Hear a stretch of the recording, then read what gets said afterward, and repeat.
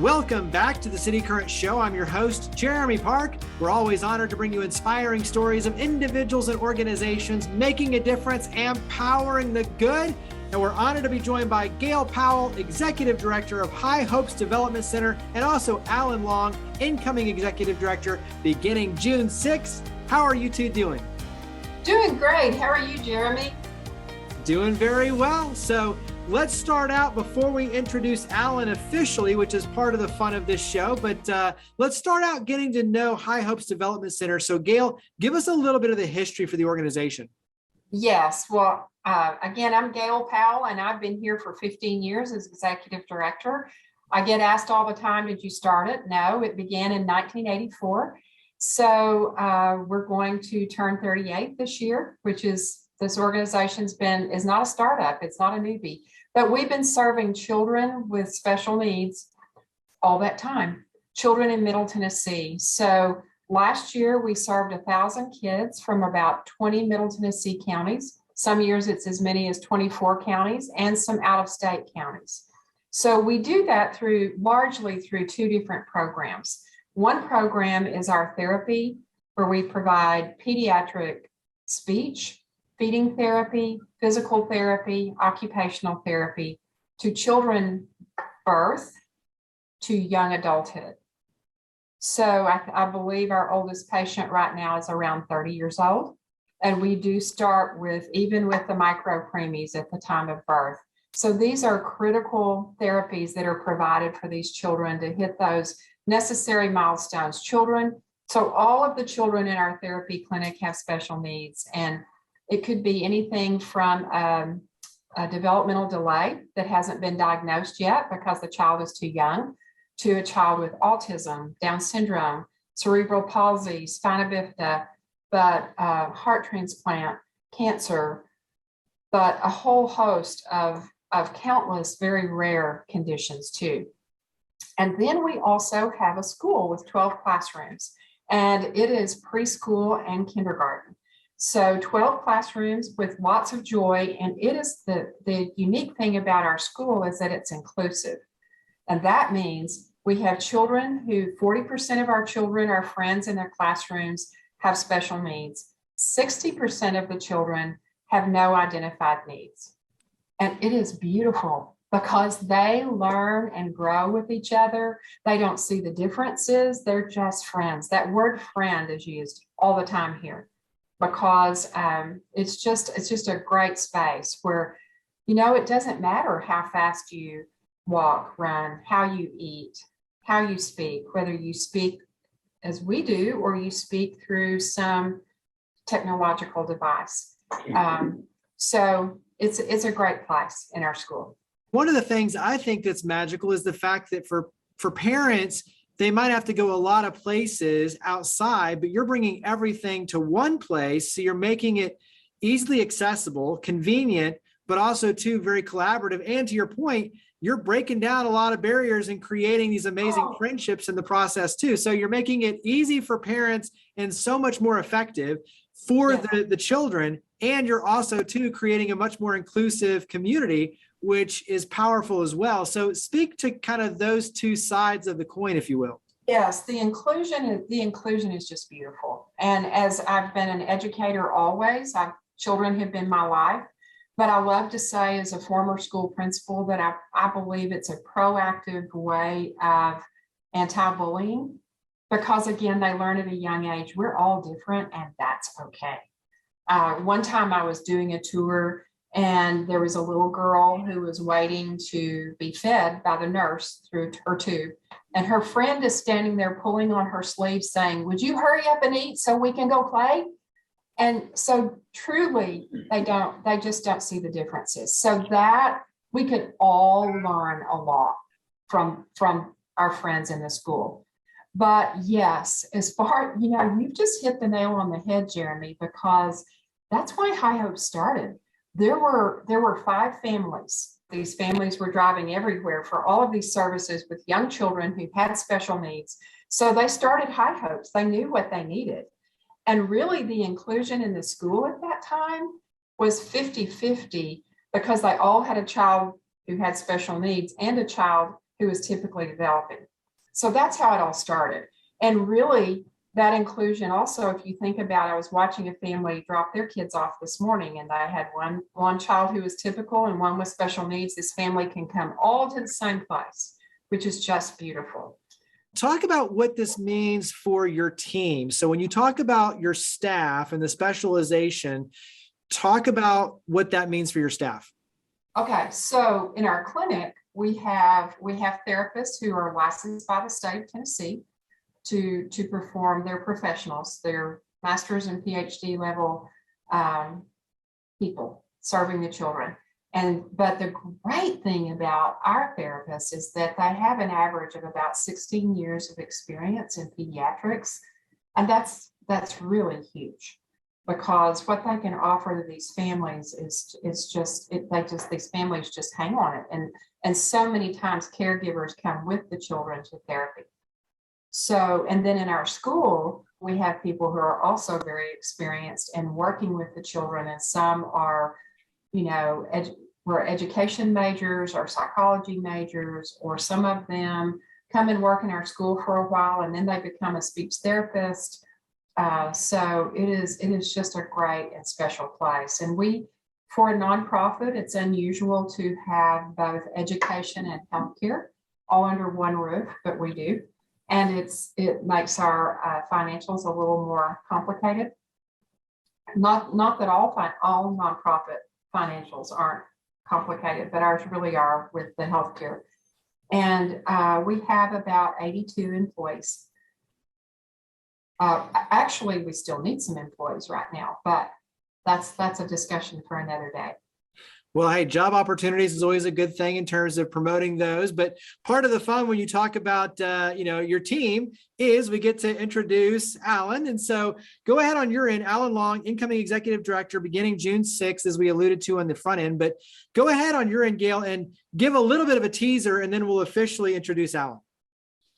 Well, I've known Alan for about 20 years, and he is just a pro in so many different areas that are going to be such a benefit to this nonprofit. He has a business background, but more importantly, he also has a background with children and a lot of qualifications that are going to be a great blessing, not only to our kiddos, but to our staff members and to our families. So we are beyond thrilled to have Alan Long joining the team to lead the team at High Hopes Development Center.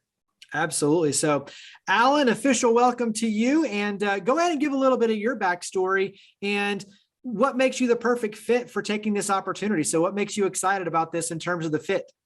Well, Jeremy, thank you for having us today. And Gail, thank you for your kind words. It is a pleasure to be here today and to introduce myself and to share a little bit about why I am joining High Hopes. As Gail said, we've known each other for several years, but I've also been intimately aware of what High Hopes is doing, not only in the local community, but as Gail said, in the surrounding counties as well. I have been in education for about the past 15 years, but prior to that, I was in corporate for 22 years. So if you do a little bit of math, you can kind of figure out about how old I am. But Jeremy, I'm so excited and blessed to be at this point in my career where I can take many of those things that I miss that I used in corporate America, some of those gifts and talents and skills, and marry that up with what I love to do most in education. I was a 4th and 5th grade teacher. I had children with special needs in my classroom every year. And, I look back now and I clearly see the path that I was on for this moment to join High Hopes as their executive director. And I just clearly, as I said, and Gail has said, we've known each other, but it is bigger than that relationship. And it's an understanding of what we want to accomplish at High Hopes for these students and for their families, and the good things that we can do together. When you look at, obviously, you're going to have your priorities stepping in and setting the vision and everything moving forward. Give me a couple of things that you're looking at as exciting opportunities stepping in. Well, I think Gail mentioned one of those, and we know over the past couple of years that COVID has just wreaked havoc on many parts of our society, and one of those being staffing. There's a lot of different opportunities out there for good people who are qualified. And we want to continue to take a look at that and pick up where Gail and her team are going to pass the baton over to me and make sure that we have the right people on the team so that we can best serve our families and their needs. I know that that is an immediate priority for us.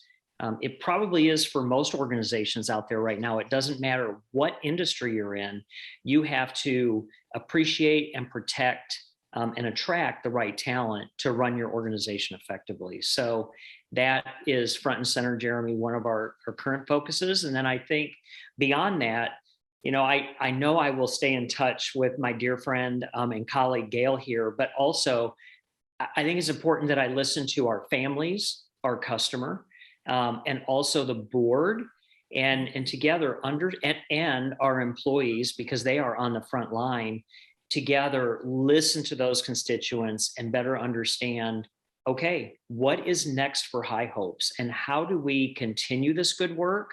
Do we want to grow it beyond our current four walls, or do we want to do something within those four walls? I would truly be remiss to answer that question and know what that looks like, but I can tell you that by listening to our people, we'll know what some of those answers look like fairly quickly. Yeah, I think that's always the best thing, is someone stepping into a new position, especially in this case as an executive director, a CEO, any sort of leadership position. Going on a listening tour is really the best thing. Is, to your point, listen to all the different sides and get that input, and then make a decision based on obviously the feedback that you receive, so that everyone has a voice and you have a full 360 vantage point, which is a really powerful opportunity on your end to create these new movements forward. Give us a few ways that the community can get involved, because obviously as a nonprofit, financial contributions play an important role to being able to do everything that you do. Volunteer opportunities, corporate opportunities. What does it look like, and how does the community get involved? Well, I think you have just mentioned a couple of them right there, and we always appreciate the volunteers. The families themselves who have children at High Hopes are many times those who either work for us or they volunteer in some capacity. And I know I've already heard stories of several people who don't even have children there anymore, but they come back and they volunteer or they serve High Hopes, which we appreciate, and we would never turn that away. Certainly, money drives a lot of our business. We have significant needs throughout the organization. So yes, fundraising and supporting us financially is greatly appreciated. We would never turn that away. I know Gail probably knows what I'm going to say. We just had a conversation where every penny counts, and we will graciously and gratefully receive that, but we also want to be good stewards of that money as well and make sure we're doing the right things for our families. But Jeremy, I will tell you the other thing that just gets so much mileage out of what a community can do for us, and that is to tell our story. Who we are at High Hopes, what our intentions are, what our goals that are aligned with our mission and our vision. We want people to tell that story, to hear that story, and pass that on.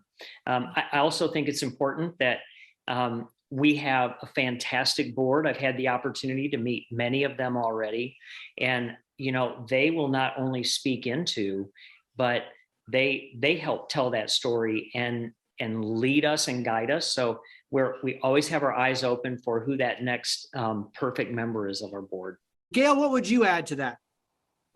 Well, I think that's exactly right. We are always looking for people to tell our story, because if you know someone who needs us, who might not know about us, we want them to know about us and how we want to help walk that journey with their child and their family. But also people who can bring us in contact with other vendors that we need, just other possibilities that we need to help make this journey more simple for our kiddos. But yes, we always need help. This past year, with this budget we have right now, we have to raise about $1 million of our $5 million budget just to operate our programs. And then we're also looking for those who might want to help us continue paying for these walls that we're in, that we built in 2014. And because the community grew so much, we built again and expanded in 2018. So we need your help in lots of different ways. It is a busy place. It is a happy place, and lots of energy here and lots of hard work. So we'd love for you to come see us. Just to visit. Absolutely. Well, that leads us to the last question, which is, where do we get in touch? Where do we learn more? So mention website, social media, phone number. Where would you direct us to learn more about High Hopes Development Center?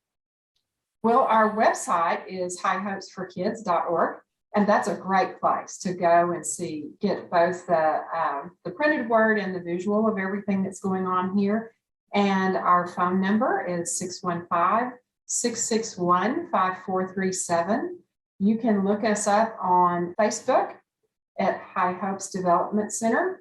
And you will see lots of great things there, and lots of, things that are very high on the cuteness factor too.